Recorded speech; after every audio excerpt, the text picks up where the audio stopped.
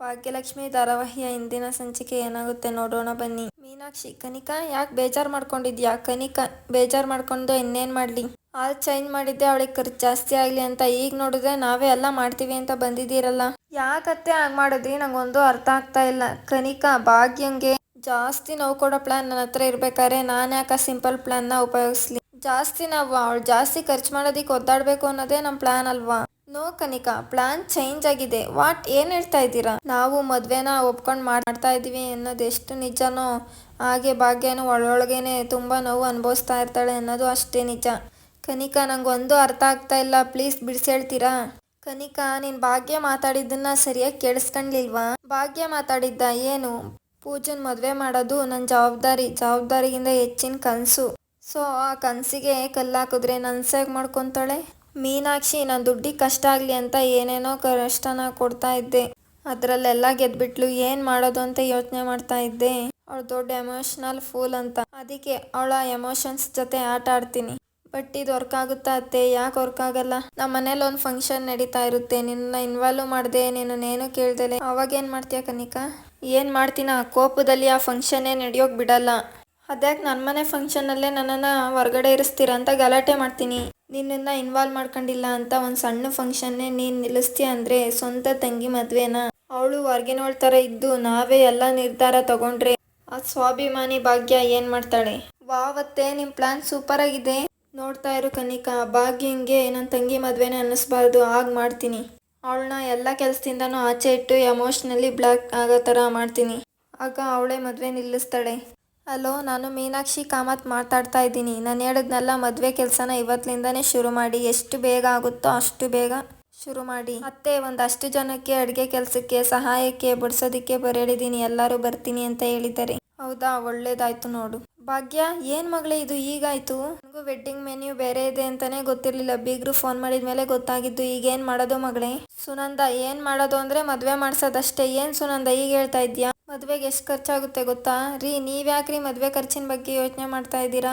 ಅದನ್ನ ಬೀಗರು ನೋಡ್ಕೊತಾರೆ ಬಿಡಿ. ಏನು, ಎಲ್ಲಾನು ಅವ್ರು ನೋಡ್ಕೊತಾರ? ಹೌದು ರೀ, ತುಂಬ ಅದ್ದೂರಿಯಾಗಿ ಮಾಡಬೇಕು ಅಂತ ಹೇಳಿದ್ರು. ಅಷ್ಟೆಲ್ಲ ಅದ್ದೂರಿಯಾಗಿ ನಮ್ಮ ಕೈಲಿ ಮಾಡೋಕ್ಕಾಗುತ್ತೆ? ಭಾಗ್ಯಂಗೆ ಸುಮ್ಮನೆ ಹೊರೆಯಾಗುತ್ತೆ ಅಂತ ಅದಕ್ಕೆ ನಾನೇ ಹ್ಞೂ ಅಂತ ಒಪ್ಕೊಂಡೆ. ಸುನಂದ, ಏನು ಹೇಳ್ತಾ ಇದೆಯಾ? ಭಾಗ್ಯ, ನೀನಾದರೂ ಸ್ವಲ್ಪ ಹೇಳ್ಬಾರ್ದಾ? ಅಯ್ಯೋ, ನಾನು ಹೇಳ್ದೆ ಅಪ್ಪ, ಆದರೆ ಅಮ್ಮ ಅಷ್ಟಲ್ಲಿ ಒಪ್ಕೊಂಡ್ಬಿಟ್ಲು. ಸುನಂದ, ಯಾಕೆ ಹಿಂಗೆ? ನಮ್ಮ ಮನೆ ಮಗಳು ಮದುವೆನ ನಾವು ನಿಂತ್ಕೊಂಡು ಮಾಡ್ಬೇಕು ತಾನೇ? ಸುನಂದ, ಸಾಕು ಸುಮ್ಮನೆ ನಿಂತ್ಕೊಳ್ರಿ. ಅವ್ರು ಕೇಳಿರೋ ಥರ ಅದ್ದೂರಿಯಾಗಿ ಮಾಡೋಕ್ಕಾಗುತ್ತಾ? ಅದು ಅಷ್ಟು ದೊಡ್ಡ ಹಾಲಲ್ಲಿ ನಾವು ಜೀವನ ಪೂರ್ತಿ ದುಡಿದ್ರು ಅಷ್ಟು ದೊಡ್ಡ ಹಾಲಲ್ಲಿ ಮದುವೆ ಮಾಡೋಕ್ಕೆ ಖಂಡಿತ ಸಾಧ್ಯ ಇಲ್ಲ. ಅದಕ್ಕೆ ನೀವು ಸುಮ್ಮನೆ ಇದ್ಬಿಡಿ. ಅವರಾಗೆ ಬಂದು ಮದುವೆ ನಾವು ಮಾಡ್ಕೊತೀವಿ ಅಂತ ಕೇಳಿದ್ರು, ನಾನು ಹ್ಞೂ ಅಂತ ಒಪ್ಕೊಂಡೆ. ಆಗಲ್ಲ ಸುನಂದ, ನೋಡಿ, ನೀವೇನು ಹೇಳಕ್ ಬರಬೇಡಿ. ನನ್ನ ಪ್ರಕಾರ ನಾನು ಸರಿಯಾದ ನಿರ್ಧಾರನೇ ತಗೊಂಡಿದ್ದೀನಿ. ಈಗ ನೀವು ಸುಮ್ಮನೆ ತಕರಾರು ಮಾಡಬೇಡಿ. ನಾನು ಎಷ್ಟು ಅಂತ ಸಹಿಸ್ಕೊಂಡ್ಲಿ? ಅತ್ತೆ ಮಾವ, ನಿಮ್ಮನ್ನೊಂದು ಮಾತು ಕೇಳಬೇಕಿತ್ತು. ಏನಮ್ಮ ಅದು? ಮದುವೆಗೆ ಅವರನ್ನು ಕರೀಲ. ಅವರು ಅಂದರೆ ಯಾರು ಭಾಗ್ಯ? ನಿಮ್ಮ ಮಗ್ಗ ಅಂತ ಹೇಳಕ್ ಹೋದಾಗ, ನೋಡು, ಈ ಮದುವೆಗೆ ಅವ್ನು ಬರೋದು ಬೇಡ. ನೀನೇನಾದರೂ ಅವನು ಕರಿಯನ್ನ ಅಂತ ಯೋಚನೆ ಮಾಡ್ತಾ ಇದ್ರೆ ಆ ಯೋಚನೆನ ತಲೆಯಿಂದ ತೆಗೆದಾಕು. ಆ ಮನೆ ಆಳ ಈ ಮದ್ವೆಗೆ ಬರೋದು ಬೇಡ. ಅಲ್ಲ ಅತ್ತೆ, ಮದ್ವೆ ಕರ್ದಿಲ್ಲ ಅನ್ನೋ ಕೋಪಕ್ಕೆ ಅಲ್ಲೇನಾದ್ರೂ ಬಂದು ಗಲಾಟೆ ಮಾಡಿದ್ರೆ ಹಾಗಂತ ಅವನನ್ನ ಕರೆದು ಸಮಸ್ಯೆನ ಮೈ ಮೇಲೆ ಎಳ್ಕೊಳಕ್ ಆಗುತ್ತಾ ಮಗಳೇ? ನೋಡ್ ಮಗಳೇ, ನಾವ್ಯಾರು ಬೇಡ ಅಂತ ಆ ಶ್ರೇಷ್ಠನ ಜೊತೆ ಓದೋನವನು ಅಂತ ಅಯೋಗ್ಯನ ಯಾಕೆ ಕರಿಬೇಕು ಹೇಳಿ ಮದ್ವೆಗೆ? ಅವನ ಅವಶ್ಯಕತೆ ಈ ಮದ್ವೆಗಿಲ್ಲ. ಅಲ್ಲ ಮಾವ, ಬೇಡ ಅಂದ್ರೆ ಬೇಡ ಭಾಗ್ಯ. ಅವನನ್ನ ಈ ಮದ್ವೆಗೆ ಕರೆಯೋದು ಬೇಡ. ಅವನ ಬಗ್ಗೆ ಯೋಚನೆ ಮಾಡ್ತಾ ನಿನ್ ತಲೆ ಕೆಡಿಸ್ಕೊಂಬೇಡ, ಸಮಯ ವ್ಯರ್ಥ. ಇವಾಗ ಏನೇನ್ ಕೆಲಸ ಆಗ್ಬೇಕು ಅದ್ರ ಬಗ್ಗೆ ಯೋಚನೆ ಮಾಡು. ಚಪ್ರ ಹಾಕಕ್ ಹೇಳ್ತೀನಿ ಅಂದಲ್ಲ, ಏನಾಯ್ತದು? ಅಯ್ಯೋ ಅತ್ತೆ, ಪಕ್ಕದ ಮನೆ ಸುಮತಿ ಅಕ್ಕ ಫ್ರೀ ಆದ್ಮೇಲೆ ಬಂದ್ ಕರಿ, ಸಹಾಯ ಮಾಡ್ತೀನಿ ಅಂತ ಹೇಳಿದ್ರು. ನಾನು ಕರಿಯೋದೇ ಮರ್ತ್ಬಿಟ್ಟೆ ಅತ್ತೆ. ನೋಡ್ದ್ಯಾ, ಮುಖ್ಯವಾಗಿ ಮಾಡ್ಬೇಕಾಗಿರೋ ಕೆಲಸ ಬಿಟ್ಟು ಆ ಮನೆಯಾಳನ ಬಗ್ಗೆ ಮಾತಾಡ್ತಾ ನಿಂತಿದ್ಯಾ. ಮೊದ್ಲು ಆ ಚಪ್ರದ ಕೆಲಸ ಏನಾಯ್ತೋ ನೋಡೋಗು. ಸರಿ ಅತ್ತೆ, ನೋಡ್ತೀನಿ. ನಮ್ಮ ಪೂಜನ್ ಮದ್ವೆಲಿ ಎಲ್ಲ ಕೆಲಸನೂ ನಾನೇ ಮುಂದೆ ನಿಂತು ಮಾಡ್ಬೇಕು ಅತ್ತೆ. ಹೌದ್ ಮಗಳೇ, ಎಲ್ಲ ನೀನೇ ಮಾಡ್ಬೇಕು. ನೀನ್ ಮಾಡ್ದೆ ಇನ್ಯಾರು ಮಾಡ್ತಾರೆ ಹೇಳು? ಅದಕ್ಕೆ ಹೇಳ್ತಿರೋದು, ಬೇಗ ಬೇಗ ಕೆಲಸ ಶುರು ಮಾಡು ಅಂತ. ಹೋಗು, ಅಕ್ಕಪಕ್ಕದವ್ರ ಜೊತೆ ಎಲ್ಲ ಮಾತಾಡಿ ಆ ಚಪ್ರದ ಕೆಲಸನ ಶುರು ಮಾಡಿಸ್ಬಿಡು. ಸರಿ ಅತ್ತೆ, ಈಗಲೇ ಹೋಗಿ ನೋಡ್ತೀನಿ. ಪಾಪ ರೀ, ಪೂಜನ್ ಮದ್ವೆ ಚೆನ್ನಾಗಾಗಬೇಕು ಅಂತ ತಾನೇ ಮುಂದೆ ನಿಂತು ಮಾಡ್ತಿದ್ದಾಳೆ. ಹೌದ್ ಕುಸುಮ, ಒಟ್ನಲ್ಲಿ ಮದ್ವೆ ಚೆನ್ನಾಗಾದ್ರೆ ಸಾಕು ನೋಡು. ಮೀನಾಕ್ಷಿ ಮೇಡಮ್ ಕಳ್ಸಿರೋ ಲೊಕೇಶನ್ ಇಲ್ಲೇ ತೋರಿಸ್ತಾ ಇದ್ದೆ, ಇದೇನಾ ಕೇಳಿ ನೋಡಿ. ಯಾರು ನೀವು? ಭಾಗ್ಯ ಅನ್ನೋರ್ ಮನೆ ಇದೇನಾ ಮೇಡಮ್? ಮೀನಾಕ್ಷಿ ಮೇಡಮ್ ಕಳಿಸಿದ್ರು. ಅಂದ್ರೆ ಅದು ಡೆಕೋರೇಟ್ ಮಾಡಕ್ಕೆ? ಡೆಕೋರೇಟಾ ಅಂದ್ರೆ ಚಪ್ರ ಹಾಕಕ್ಕೆ ಮೇಡಮ್. ಹೌದಾ, ಬನ್ನಿ. ಭಾಗ್ಯ ಅಮ್ಮ, ಚಪ್ರ ಹಾಕೋದಿಕ್ಕೆ ಎಲ್ಲಾರ್ಗು ಹೇಳ್ ಬಂದಿದ್ದೀನಿ. ಪಕ್ಕದ ಮನೆಯವ್ರು ಬರ್ತೀನಿ ಅಂತ ಹೇಳಿದಾರೆ ಅಂತ ಹೇಳಕ್ ಬಂದಾಗ, ಮೇಡಮ್ ಚಪ್ರ ಹಾಕೋದಿಕ್ಕೆ ಯಾರಿಗೂ ಹೇಳೋದು ಬೇಡ. ಎಲ್ಲ ನಾವು ನೋಡ್ಕೊಂತೀವಿ. ಇಲ್ಲ ನೀವ್ಯಾಕೆ ಅದನ್ನೆಲ್ಲ ಅಂದಾಗ, ಮೇಡಮ್ ಎಲ್ಲ ನಾವೇ ನೋಡ್ಕೊಂತೀವಿ, ಮೀನಾಕ್ಷಿ ಮೇಡಮ್ ಹೇಳಿದ್ದಾರೆ. ಚಪ್ಪರದಿಂದ ಮಂಟಪದವರೆಗೂ ಎಲ್ಲ ನಮ್ಮ ಟೀಮೇ ನೋಡ್ಕೊಳ್ಳುತ್ತೆ.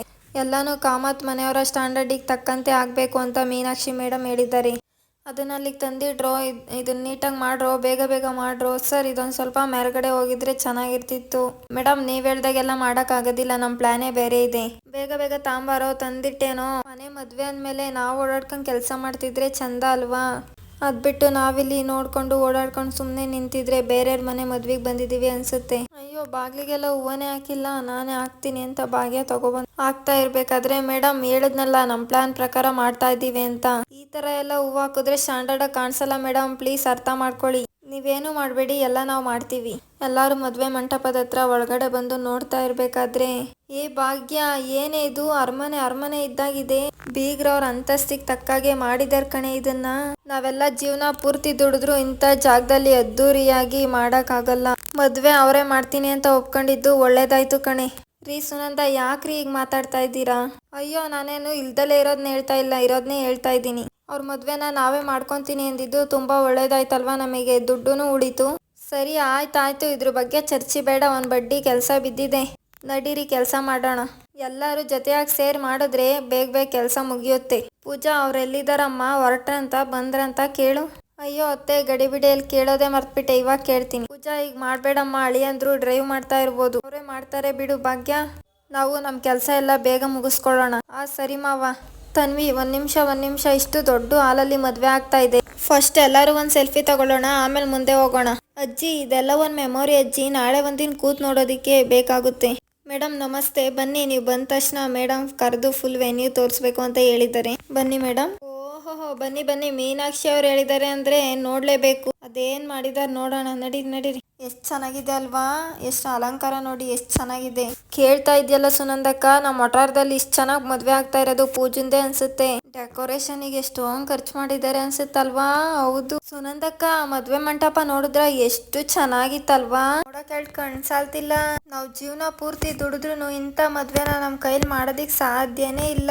ನಿಜಾನೇ, ನಾನು ಅದನ್ನೇ ಹೇಳ್ತಾ ಇದ್ದೆ ಭಾಗ್ಯನಿಗೆ. ಬೀಗ್ರು ಮದ್ವೆ ಖರ್ಚು ಒಪ್ಕೊಂಡಿದ್ದು ಒಳ್ಳೇದಾಯ್ತು ಅಂತ. ಇಲ್ಲ ಅಂದ್ರೆ ಸುಮ್ನೆ ನಮ್ ಭಾಗ್ಯನಿಗೆ ಹೊರೆ ಆಗ್ತಿತ್ತಲ್ವಾ? ಅಯ್ಯೋ ಸುನಂದಕ್ಕ, ನಾವೇನಾದ್ರೂ ಮದ್ವೆ ಮಾಡ್ಕೊಡ್ತೀವಿ ಅಂತ ಒಪ್ಕೊಂಡಿದ್ರೆ ಆ ಮದ್ವೆ ಮಾಡೋದಿಕ್ ಸಾಲ ಸೂಲ ಮಾಡಿ ಆ ಸಾಲ ಅರಿಯೋದಿಕ್ಕೆ ಜೀವನ ಪೂರ್ತಿ ದುಡ್ದಿದ್ರು ಆಗ್ತಾ ಇರ್ಲಿಲ್ಲ. ಅದು ನಿಜಾನೇ ಬಿಡು. ಏನ್ ಸುನಂದ, ಮದ್ವೆ ಜಾಗನ ಪೂರ್ತಿ ಅಳತೆ ಮಾಡಿದ್ದಾಯ್ತಾ? ಎಷ್ಟು ಉದ್ದ ಇದೆ, ಎಷ್ಟು ಅಗಲ ಇದೆ? ನಮ್ ಸುನಂದಕ್ಕನು ಎಲ್ಲ ಲೆಕ್ಕನು ಇಡ್ತಾ ಇರ್ತಾರೆ. ಅವಾಗ್ಲೇ ನಮ್ ಜೊತೆ ಬಂದವರು ಈಗ ಬರ್ತಾ ಇದ್ದಾರೆ ಅಂದ್ರೆ ಮೂಲೆನೂ ಅಳತೆ ಮಾಡೇ ಇರ್ತಾರೆ ಅಲ್ವಾ ಸುನಂದಕ್ಕ? ಸುಂದ್ರಿ ಸಾಕ್ ಕಣೆ ಆಡ್ಕೊಂಡಿದ್ದು. ಭಾಗ್ಯ ಇವ್ರಿಗೆಲ್ಲ ವ್ಯವಸ್ಥೆ ಮಾಡಿದ್ ನೋಡಿ ತುಂಬಾ ಖುಷಿಯಾಗಿದೆ ಕಣೆ. ಹೌದು ಭಾಗ್ಯ, ಡೆಕೋರೇಷನ್ ಎಲ್ಲ ತುಂಬಾ ಚೆನ್ನಾಗ್ ಮಾಡಿದ್ದಾರೆ. ನನ್ಗಂತೂ ಇದನ್ನೆಲ್ಲ ನೋಡಿ ತುಂಬಾ ಖುಷಿ ಆಯ್ತು. ಹೌದು ಭಾಗ್ಯ, ಎಲ್ಲಾನು ಅವರೇ ಮುಂದೆ ನಿಂತು ಮಾಡ್ತಾ ಇರೋದು ನಮ್ಗೆಲ್ಲ ತುಂಬಾನೇ ಖುಷಿ ಆಯ್ತು ಭಾಗ್ಯ. ಹೌದು ಕಣೆ ಭಾಗ್ಯ, ನಮ್ಗೆ ಉಳ್ಕಣಕ್ಕೆ ಅಂತ ಕೋಣೆಗಳು ಕೊಟ್ಟಿದಾರಲ್ಲ, ಎಷ್ಟು ಚೆನ್ನಾಗಿದೆ ಕಣೆ ಅದು.